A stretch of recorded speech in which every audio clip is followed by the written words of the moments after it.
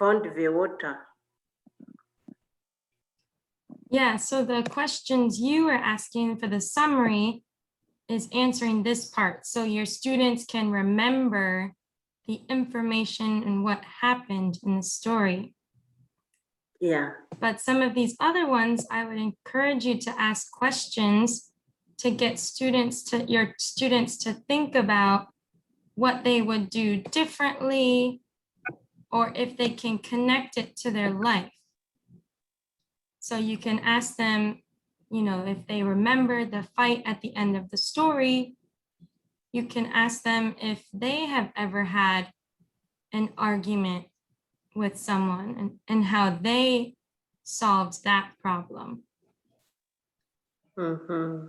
Asking those questions are really good to get students to think about why the book is important to their lives and what lesson or what message the story is trying to teach them, so that hopefully they can remember, and in their lives they can hopefully have less conflict, and they can solve problems peacefully together.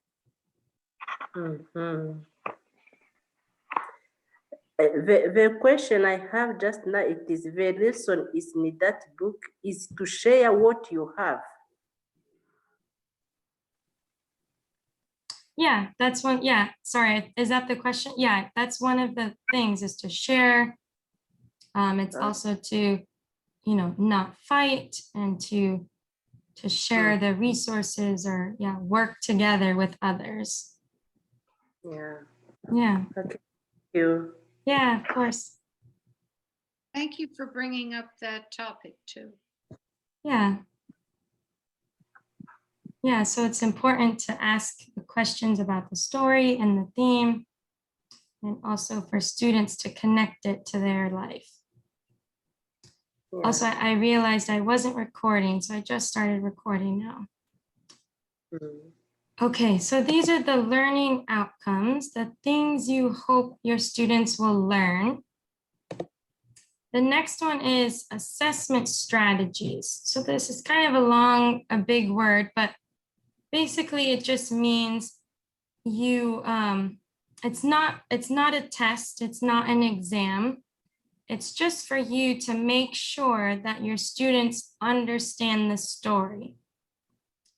So it's, again, it's not a test, but there are some things you can do to make sure that your students understand the story, and also to check to make sure they're paying attention. So we have 3 ideas. The first one is to watch your students as you practice the vocabulary.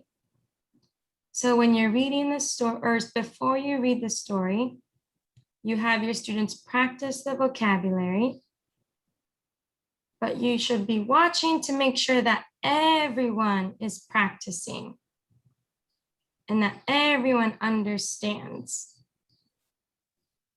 You might have one student who's not saying the vocabulary, and so maybe you can make sure that they are practicing also. You can also call on students. So if one student is not saying the vocabulary, you can ask them, like, Jingran, I don't hear you. Can you say the word monkey? Monkey. Good job. Okay, so now I know that Jingran is practicing and she knows the word. And another one is to pay attention to the students' responses. So if I call on Jingran, Jingran, I don't hear you. Can you say monkey? And say something else, Jingran. Strawberry. Strawberry. No, try again. Monkey. Monkey. Good job. So if your student says a different word or does not answer the question correctly, then maybe you can have them try again, or you can show a picture in the book to help them a little bit better. So if she responds strawberry, then I know, wait a second, that's not the right response. So these are some ways to help you make sure that students are paying attention and understand the lesson. So if I asked you, Jingran, who are the characters in the story?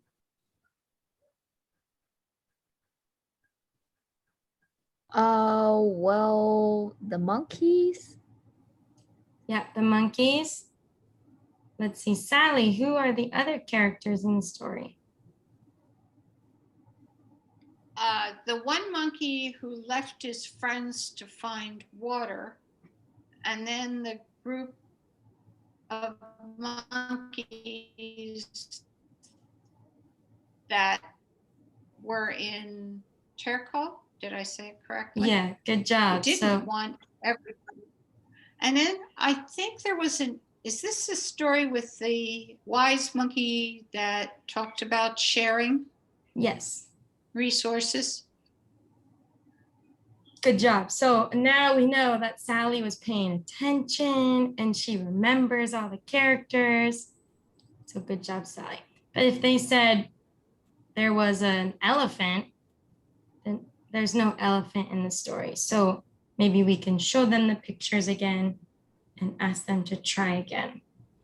So these are just some ideas. Does anyone have any questions about this?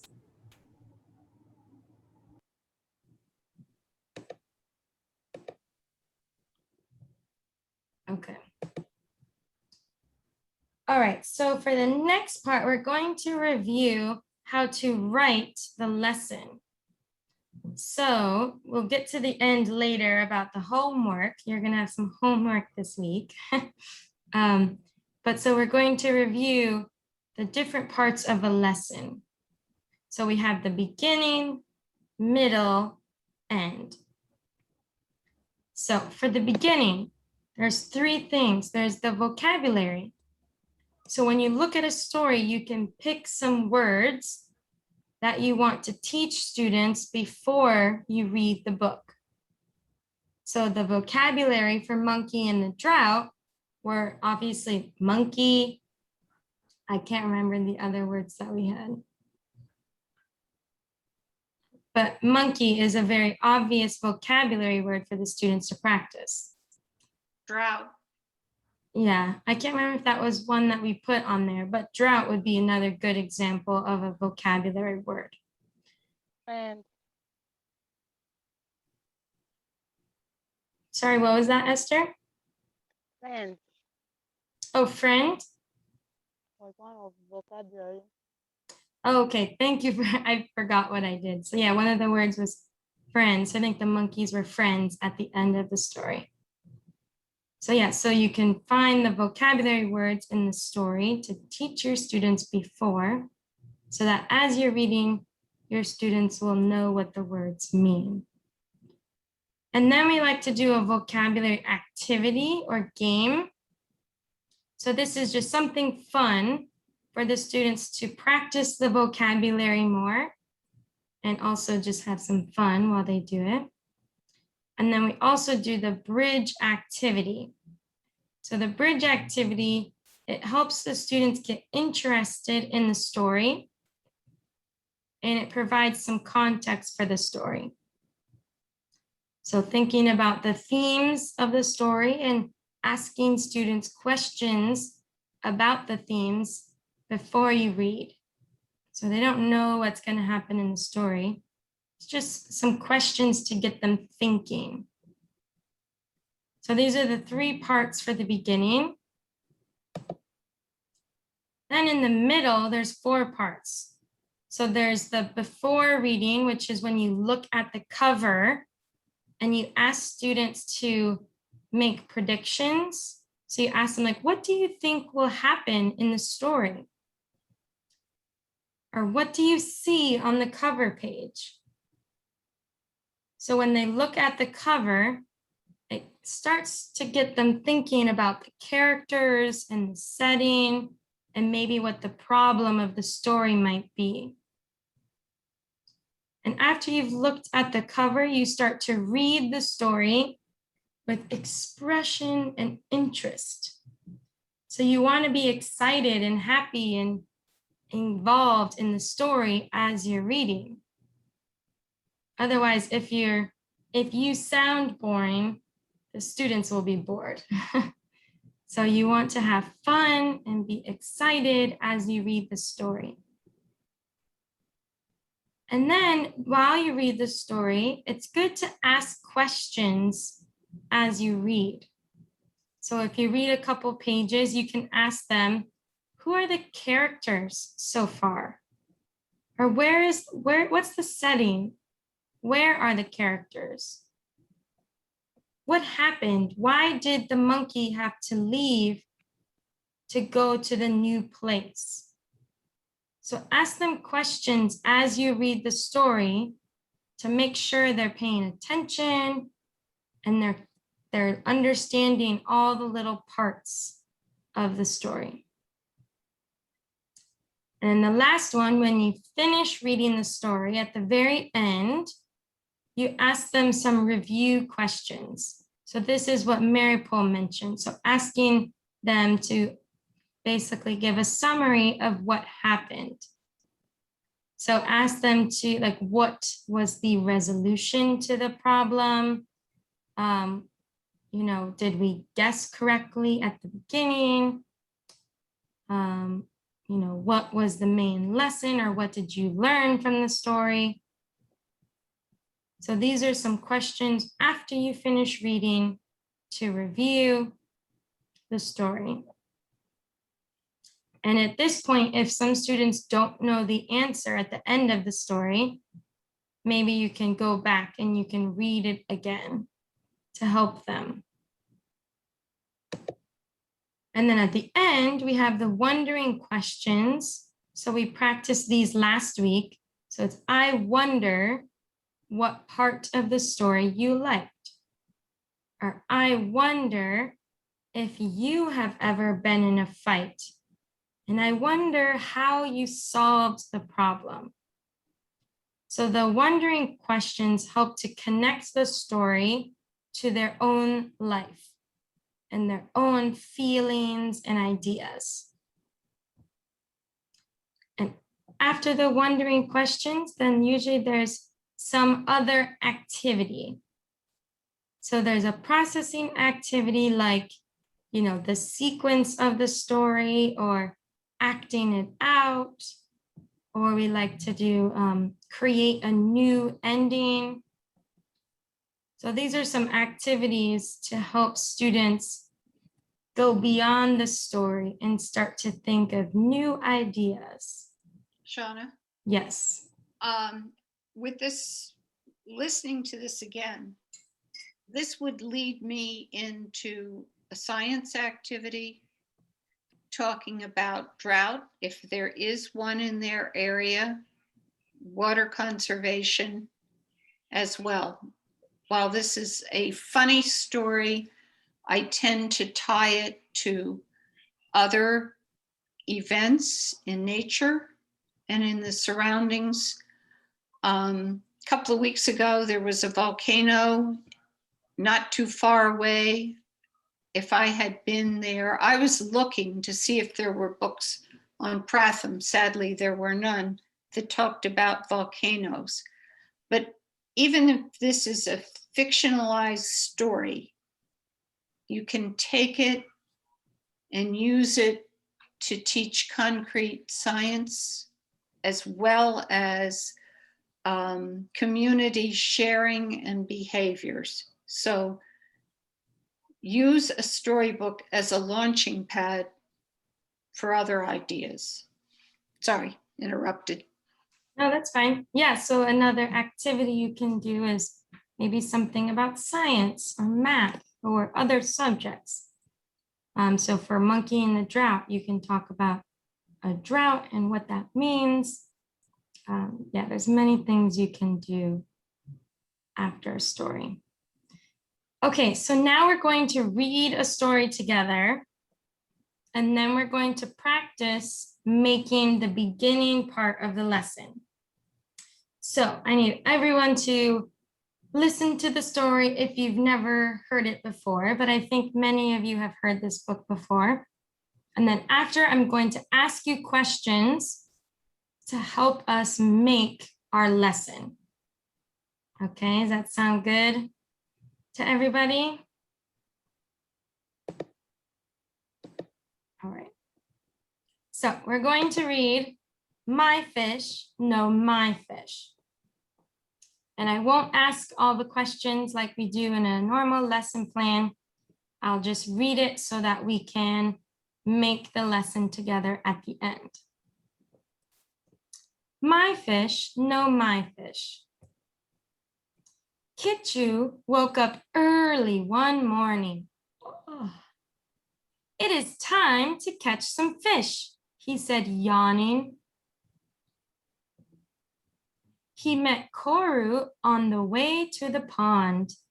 They were best friends who played all day long.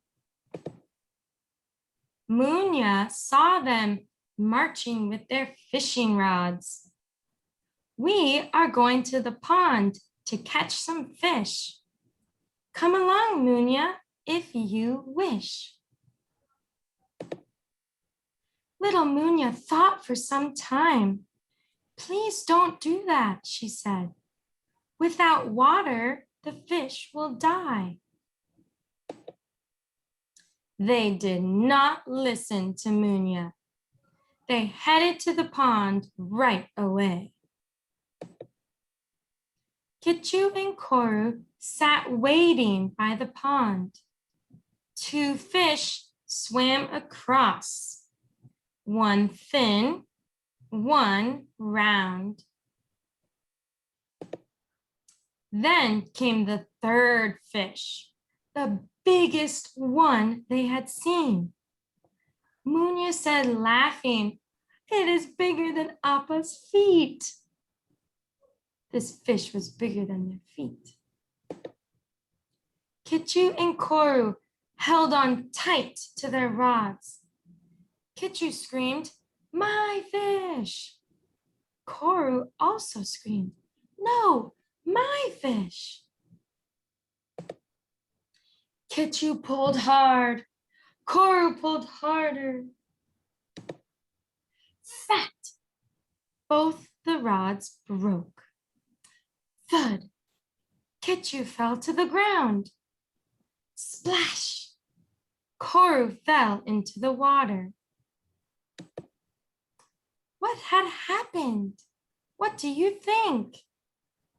The fish had tied up both the strings. The end. So at the end, we saw that it was the fish who played a trick on them and tied up their strings. Okay, so now we're going to think about the themes of the story together. So I want everyone, you can unmute or you can put in the chat box. What are the themes of My Fish, Know My Fish? What are the key themes of the story?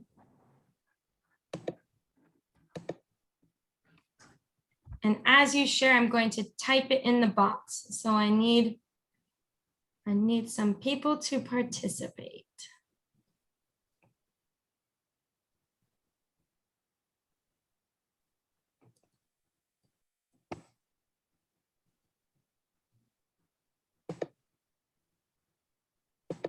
What are the key themes of the story?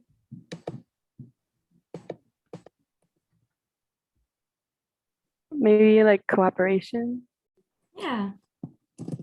Collaboration, or you could say working together. Yeah, I said cooperation, but collaboration also works. I'm sorry. Cooperation. Yeah, good. I see in the chat box we have friendship. That's a great one.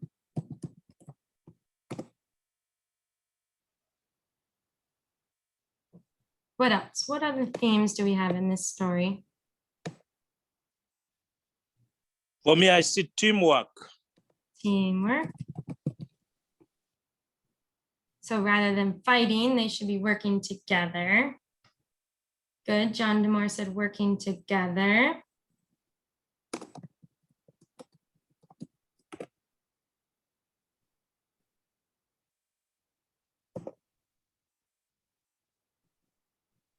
The little girl sensitive to the fish without water would die. Environment. Yeah, so something about the environment. Munya was worried that the fish would die. Solange put sharing in the chat. That's a good one.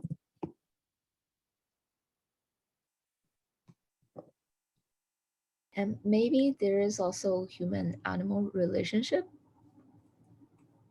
Yeah, so humans and animal, all right. Human and animal relationships. Working together was in the chat. Somebody wrote that. Good, Esther. Yeah, working together and teamwork. Okay. That's a pretty good list. So some of the key themes that we pulled out together are cooperation, friendship, teamwork or working together, the environment, sharing, and human and animal relationships. Good. So for the next part, let's think about some vocabulary. What words from the book are important for students to practice?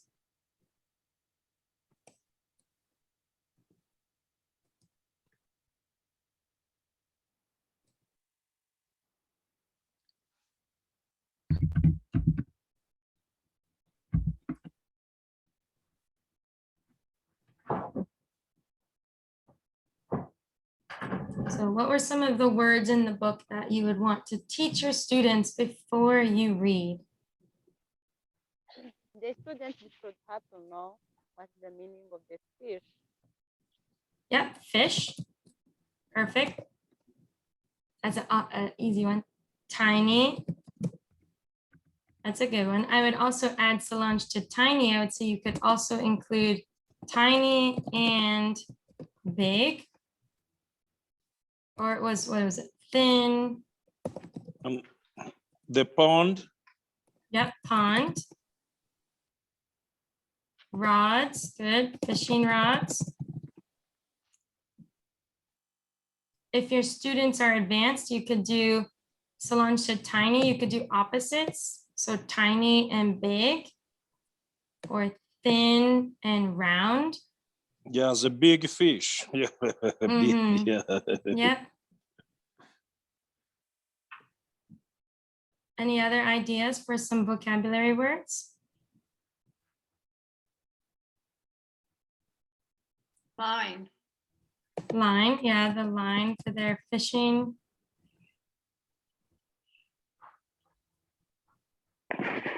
Another one is to say bigger than. Bigger than.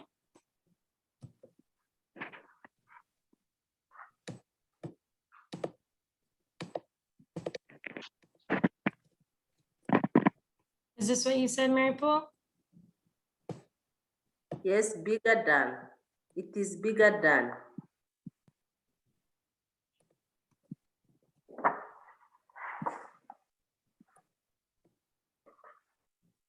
Flash. Flash.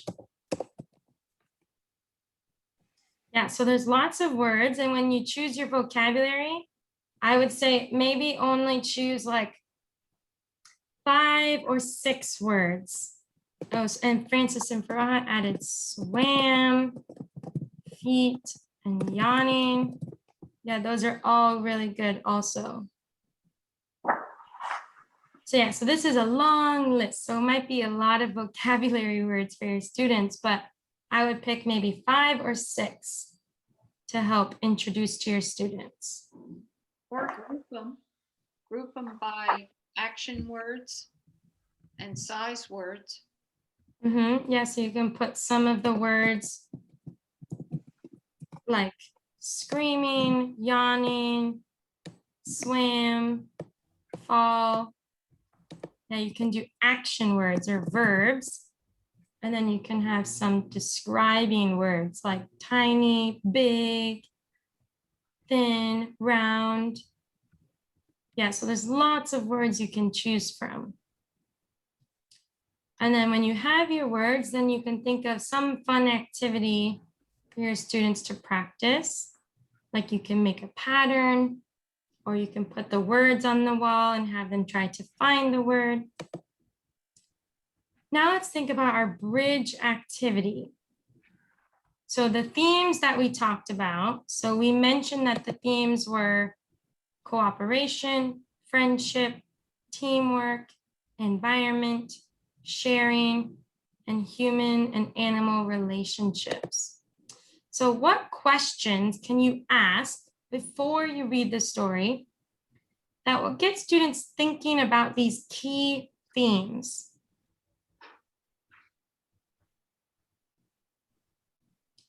So these were the themes that we mentioned.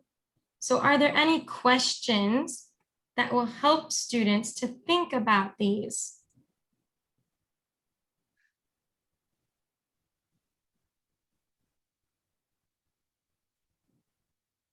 Here, I'll put them over here. So the ones that we talked about were friendship, teamwork, sharing. So let's say these are the 3 key themes. What questions can we ask students?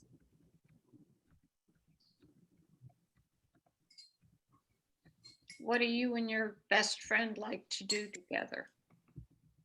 What do you and your friend like to do together?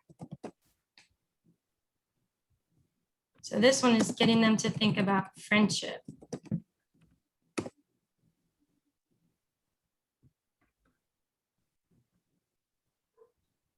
And these questions do not have to be about what actually happens in the book, because your students will not have read the book yet. Oh, that's a good one. Why is it necessary to work together? I think I'll say,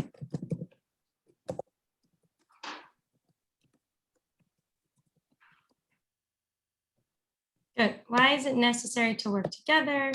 Why is teamwork important?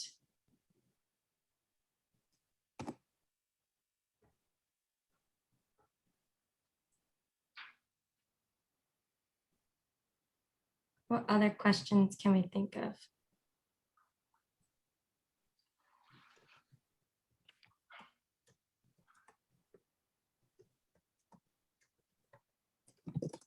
You have friends? This one would be good to do also with this question. Yep.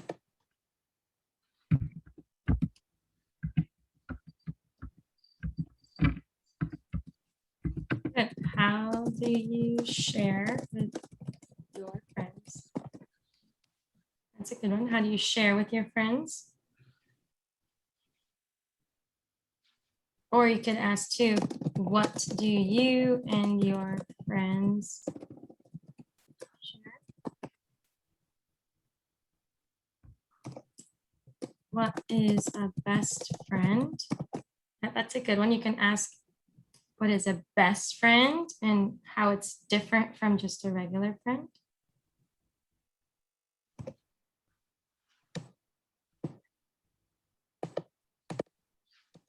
Any other ideas?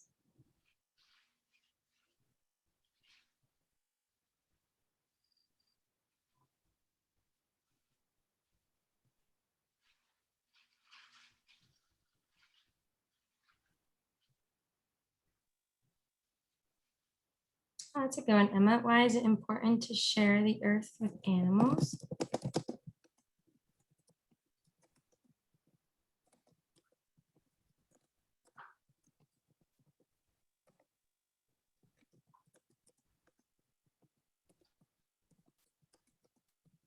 What is the importance of teamwork?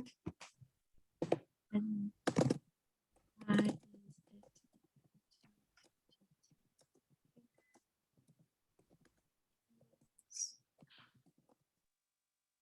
take care or be kind to animals.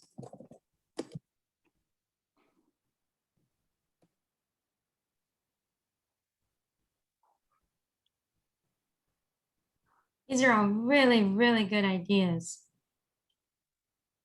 And I would just like vocabulary, maybe vocabulary, you have about 6 words. For the questions, I would think of maybe like 1 or 2 questions. It doesn't have to be very long. It's just to help students start to think about some of these themes so that when they read the book, they'll have an idea of where it might go. All right, that was perfect. And we just got to our time. All right, so now you all have homework this week. So this I'm going to stop sharing because I wanted to ask Francine. I saw your message in the WhatsApp. So Francine, I think you said, would it be better for everyone to work on their own or work together in small groups? Okay, so maybe I should start with what the homework is first. Sorry. So what we hope to do for this week is you all will write the lesson plan for the book. So we will not give you a lesson this week. You will all think of pick My Fish, No My Fish, or you can pick any other book and you're going to create your own lesson plan. So the beginning, middle, and end. So this will be good practice because next week is our last week. So we want to give you some feedback and help for your lessons, answer any questions so that after when we leave, you can continue to make lessons for different books and new books. So I don't know, Francine, what do you think would be a good way to do it? Do you think they should do it on their own? Should they work in pairs or in groups or all together? Yeah, I talked to the librarian yesterday and we decided to do together tomorrow, no, after tomorrow on Saturday. We will have a Zoom and we will do together the lesson plan. It is nice to have this practice because it will help us. Then from Monday, Tuesday, everyone we will do his own lesson plan. Okay. And we will share with you to help us to correct them if there is a mistakes. Perfect. Yeah. That's a great idea. And my next question, would anyone next week maybe like to demonstrate the lesson for all of us or practice it with all of us? We would be your Sorry? Yeah, so next week, maybe is there 1 or 2 people who would like to actually practice the lesson plan? So me, Sally, and Jingran would be the students, and we would listen and we would do the lesson together. I think for us, after do our lesson plan, we thought maybe we will share with all participants in the workshop, but I don't know what is good to do.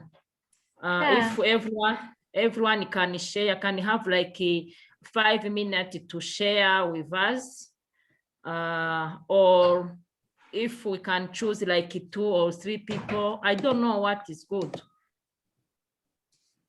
Yeah, I wonder, I mean, we can think about it also. Sally, Jingran, and I can think about it. We could do it in breakout rooms, or we can do it in like maybe what we could do, Francine, if this is a good idea, is we can have, I don't know, maybe if there's 9 people, 3 people can share what they did for the beginning of the lesson. Mhm. And then 3 people can share the middle and the questions that they asked. And then the last 3 people can share what they did for their ending. What happens if they all choose different books?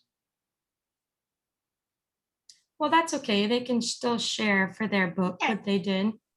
Okay, that's fine. Okay. Does that make sense? So it could be like if Francine, Emma, and Esther are all going to share the beginning. Francine, you Mhm. could share like, these are the vocabulary words I chose. This is the bridge activity. And your book might be different from what Emma chooses. And then Emma could share for my book, these are the vocabulary. This is the bridge activity. And then Esther could share. And it's okay if it's the same book. You still might have different questions or different activities. So that's okay. Hmm. That might be kind of nice. And then we can hear what others do for the beginning. And then some people can share what they did for the middle and then the end. And then the variety, if you happen to choose different books, you also will have a collection of lesson plans to support different books or even different lesson plans for the same book.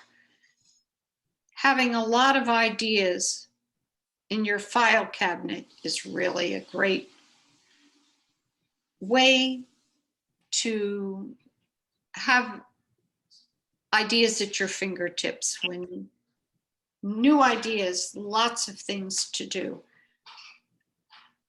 And your audience will be different if you use the book multiple times. Different kids, different reactions. The more ideas you have, the easier it is.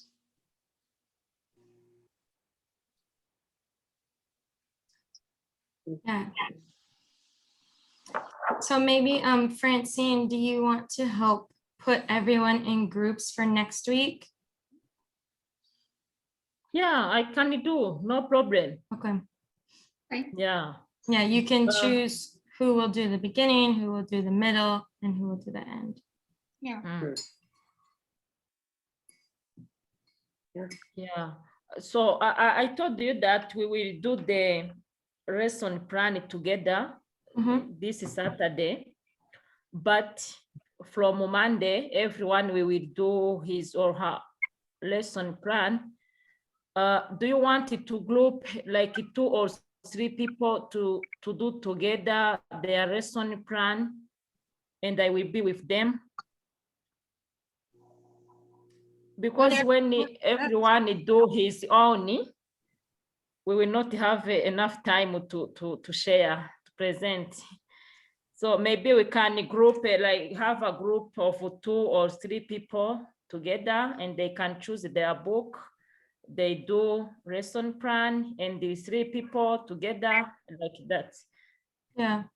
Well, if they did it on their own, then I think it would be okay with time because you would only share one part of your lesson. So not everyone will share everything. But what we Yeah. can do is you can still all share the full lesson with me, Sally, and Jingran. And we can still look at all of it. But when we're in our Zoom workshop next week, then each person will only share just one part of the lesson. Mhm. I think it will be good when we have the same book. Okay. Mm, Yeah, that's fine. okay. Maybe you can do one book on Saturday altogether, and then maybe you can choose a different book for each of you to work on your own. Mm. Does that sound okay? Yeah, it sounds good. Make it work for your group and their comfort level. What is comfortable for them? Because then you come away with a collection of really good products, good lessons. So whatever works, we're open to it.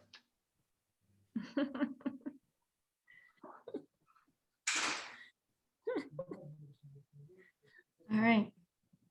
That sounds good. Francine, did you have any other questions? Thank you for like organizing and coordinating this part for the homework. I appreciate it. Oh yeah, thank you. Thank you so much. I'm excited to see what everyone comes up with.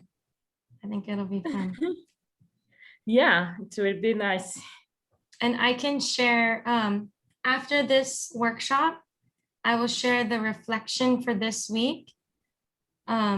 I think most people were still able to read, so I'll share that. And I will also share just like a blank lesson so that when you work together on Saturday, you can see all the different parts. So I can share both of those with you. Oh, thank you. Great.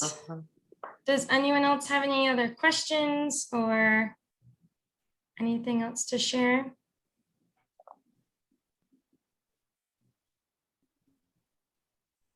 All right. Well, thank you all. Thank you all for listening and participating today.